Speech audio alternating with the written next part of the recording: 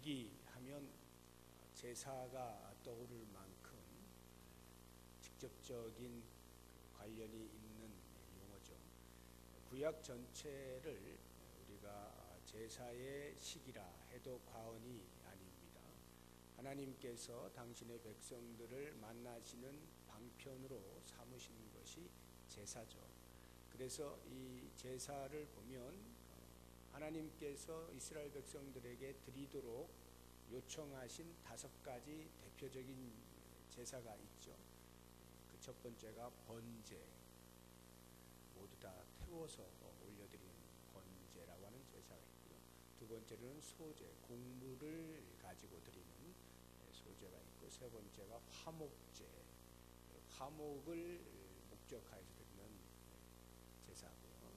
네 번째가 속죄제, 사람과의 관계에 있어서 해결하지 못한 것들을 하나님 앞에 회개하고 나아가는 것이 속죄제. 그리고 마지막 5번째가 속건제라고 있습니다. 속건제는 성물, 하나님의 거룩한 어떤 물건들, 성소에 있는 것들 등등에 대하여 범죄하였을 때 하나님 앞에 드려지는 그러한 제사가 되겠습니다. 이 5가지 제사가 대표적인 것인데, 그 가운데 또 여러 가지 이제 제사의 종류들이 있습니다만, 어떤 제사가 되었든지 하나님께서 이스라엘 백성들에게 제사를 통해서 당신께로 나오게 할 때 그 제사 안에 담겨 있는 큰 의미의 3가지가 있습니다. 그 하나가 기억하는 것입니다. 제사는 처음부터 제사를 드리는 것이 아니라 범죄한 인간이 하나님 앞에 나오는 방편이라 했죠. 그러니까 범죄하였을 때 어떻게 하나님께서 범죄한 인간을 찾아오시는가 하는 부분에 대한 기억입니다. 그러니까 제사를 통해서 범죄했음에도 불구하고 찾아오시는 하나님의 은혜를 기억하라는 것입니다. 그러한 기억의 의미가 제사 속에 담겨 있고요. 두 번째는 이제 속죄입니다. 어떻게 우리가 죄를 깨끗이 하여서 거룩하신 하나님께로 나아갈 수 있을 것이냐 하는 속죄의 부분이 또 제사의 큰 의미 중에 하나고, 마지막 3번째가 감사입니다. 제사를 통하여서 거룩하신 하나님을 만나 배울 수 있게 길을 열어주신 것에 대한 감사의 마음을 가지고 제사를 드리는 것. 이 3가지가 큰 제사 속에 담겨 있는 의미들인데요. 이 감사에 대해서 오늘 우리가 같이 좀 생각을 해보려고 하는데, 그러면 어떻게 우리가 감사를 하나님께 표현할 수 있느냐 하는 부분인데요. 무엇보다도 우선하여서 하나님 앞에 우리의 그 감사의 마음을 표현할 수 있는 방법은 물질을 통해서겠죠. 그것을 구약 제사에서는 제물이라고 표현을 하는 거죠.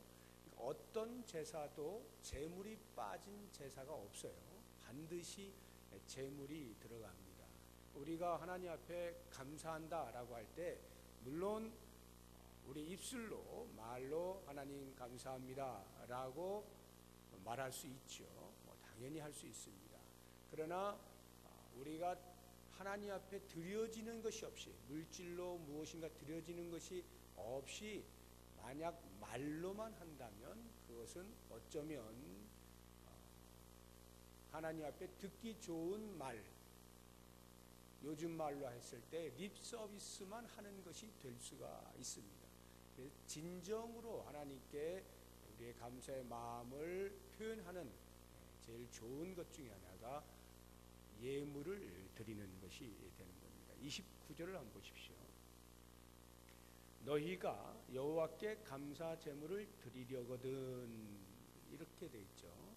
이 말씀의 의미는 여호와께 감사 제물을 드려도 좋고 안 드려도 좋은데, 만약 너희들이 선택하여서 예물을 드리기로 작정하였다면, 이런 말이 아니고요.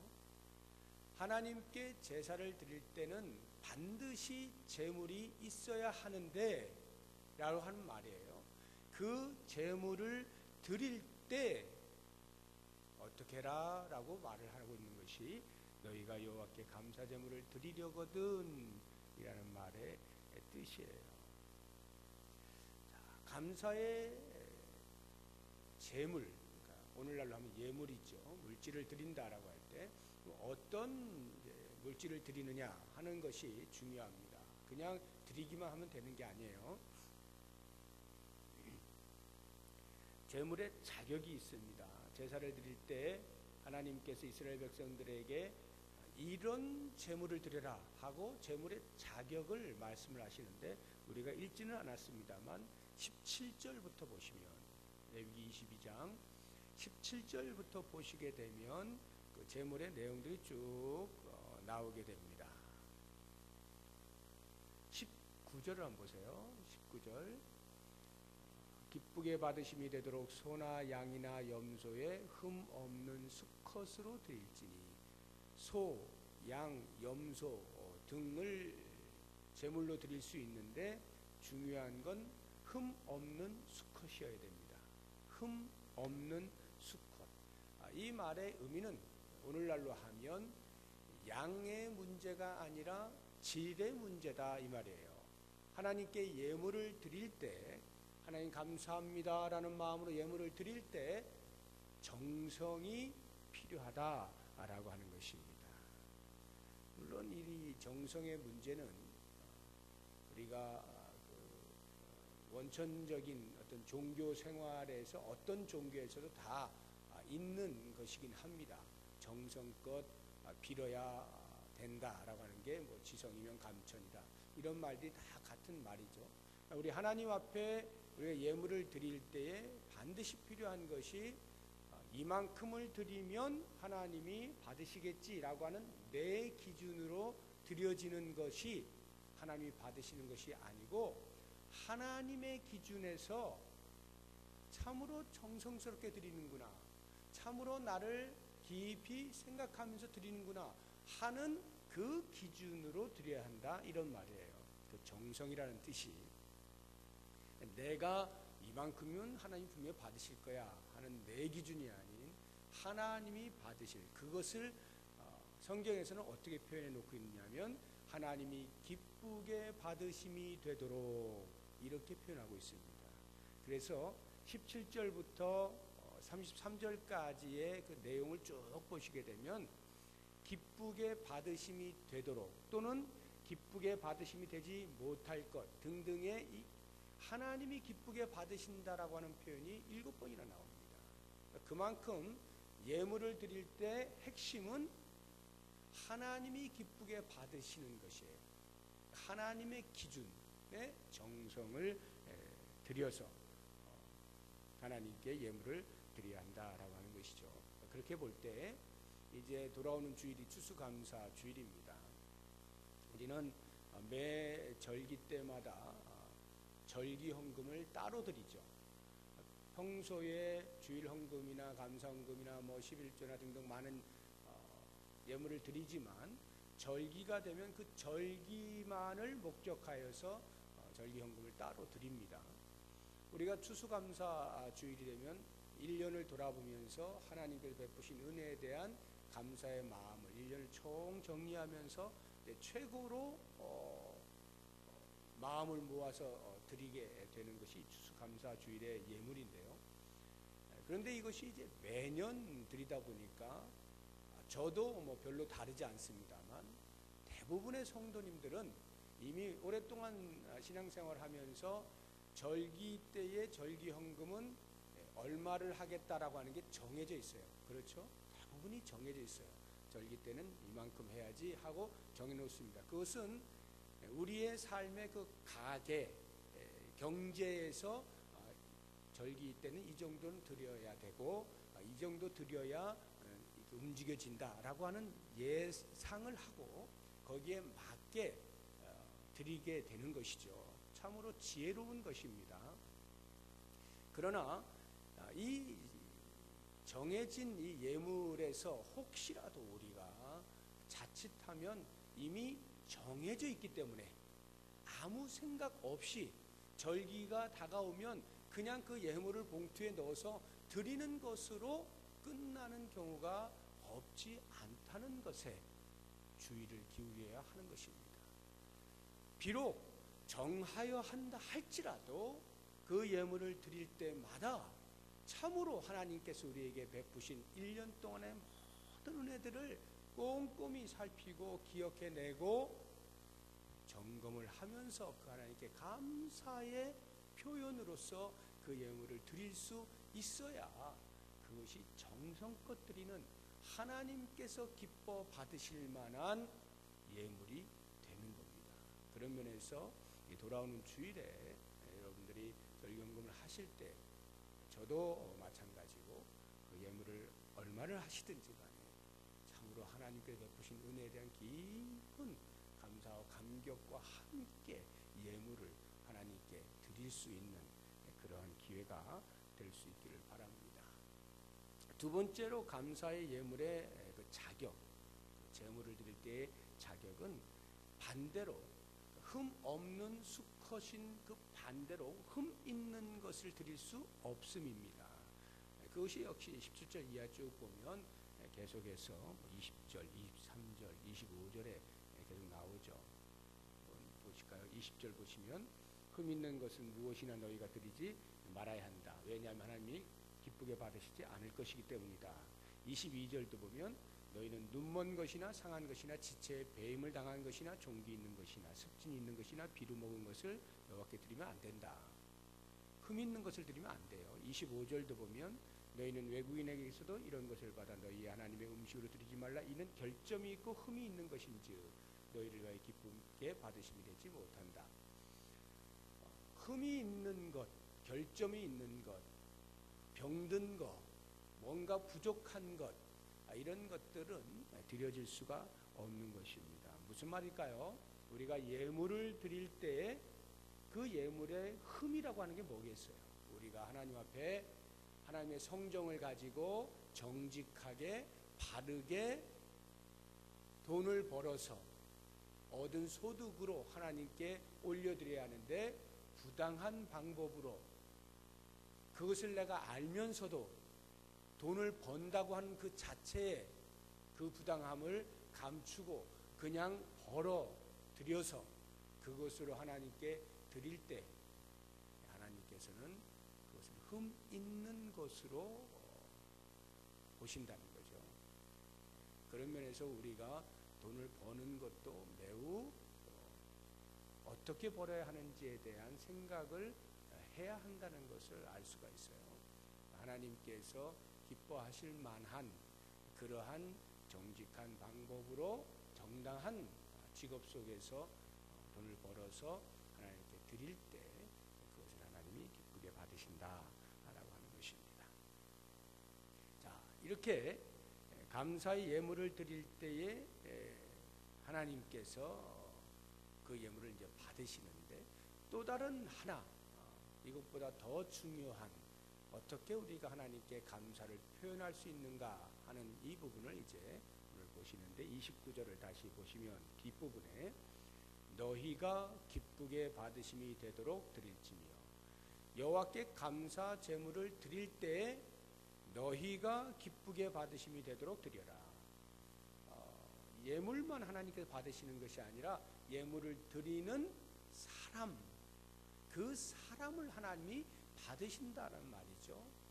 그러니까 우리가 하나님 앞에 감사합니다라고 하는 표현을 할 때는 예물을 통하여서도 하지만 그 예물을 드리는 자기 자신이 감사의 예물 속에 들어가서 하나님이 받으시도록 해야 하는 것입니다. 대표적인 것이 창세기 4장에 나오는 가인과 아벨이 드려진 제사 아니겠어요? 그때 하나님께서 가인의 제사를 안 받고 아벨의 제사만 받잖아요. 그때 성경은 기록하죠.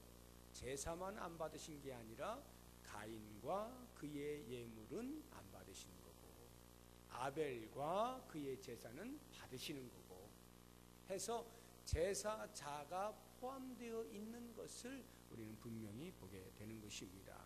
다시 말해서 가인의 제사를 하나님께서 받으시지 않은 것은 그 제사의 내용이 무엇인가 문제가 있어서도 있을 수 있겠지만 그보다 더 중요한 것은 그 제사를 드리는 가인 자체가 하나님께 받아지지 못했다는 거예요.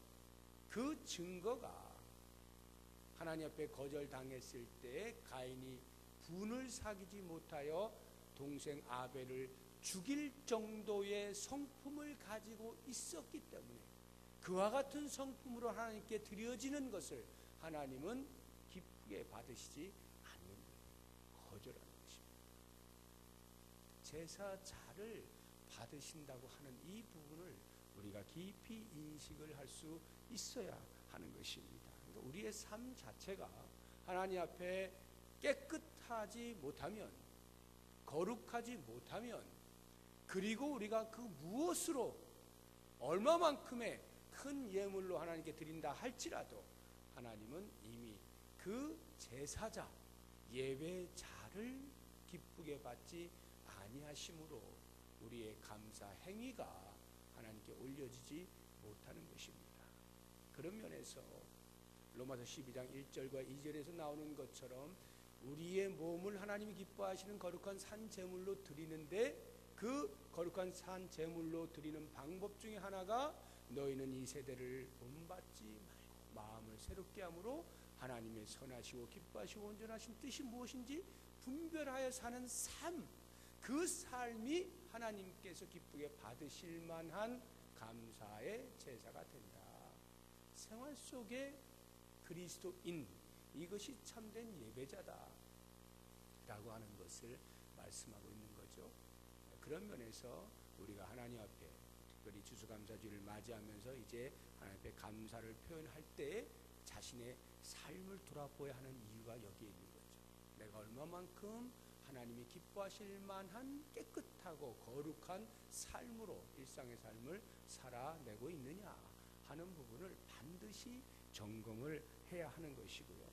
또 한 가지, 자신을 하나님이 기뻐하시는 감사의 예물로 드려라 라고 할 때 중요한 것이 우리의 삶의 개인적 어떤 신앙의 깨끗함, 정결함 뿐만이 아니라 더불어 사는 삶에 있어서의 하나님이 받으시는, 기뻐 받으시는 그 삶이 있어요. 그것이 오늘 30절을 보면 그 재물은 그날에 먹고 이튿날까지 두지 말라. 그 재물, 감사제로 드려진 재물, 화목제로 드려진 재물, 이걸 말하는 거예요.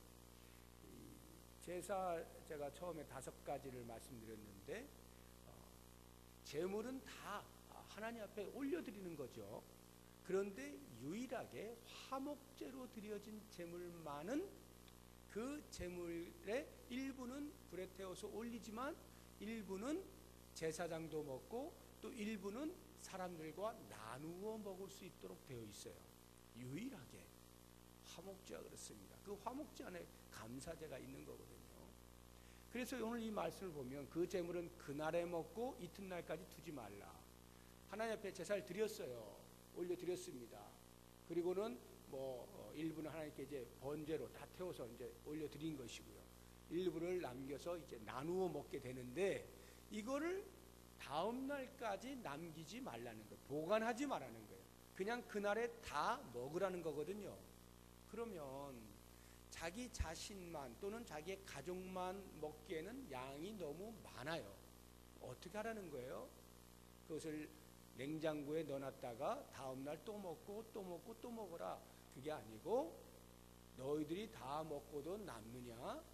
그러면 이웃들에게 그것을 나누어라. 이런 말이에요. 다시 말하면 먹다가 남으면 주든지 이런 의미가 아니고 정말로 하나님께서 기뻐하실 만한, 기뻐 받으실 만한 그러한 감사제라고 하는 것은 더불어 사는 것을 아는 삶이다 이 말이에요. 더불어 사는 것을 아는 삶. 그래서 히브리서 13장 16절에 보면 이렇게 표현을 해놓고 있어요. 오직 선을 행함과 서로 나누어 주기를 잊지 말라. 하나님은 이 같은 제사를 기뻐하시느니라.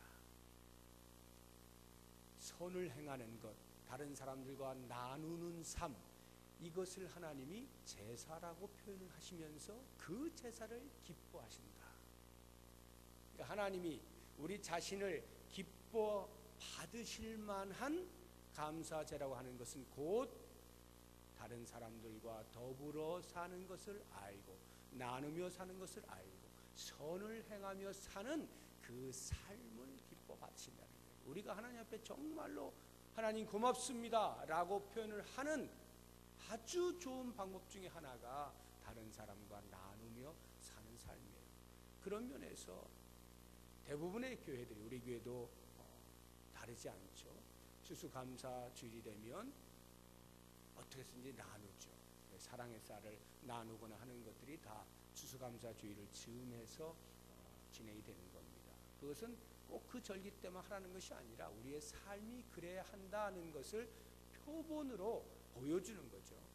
그러면서 우리의 평생의 삶이 다른 사람과 나누며 사는 그러한 공동체적 삶이 이루어지도록 하는 것, 이것이야말로 하나님께서 우리 자신을 기뻐 받으시는 감사의 한 좋은 방법이라 하는 것입니다.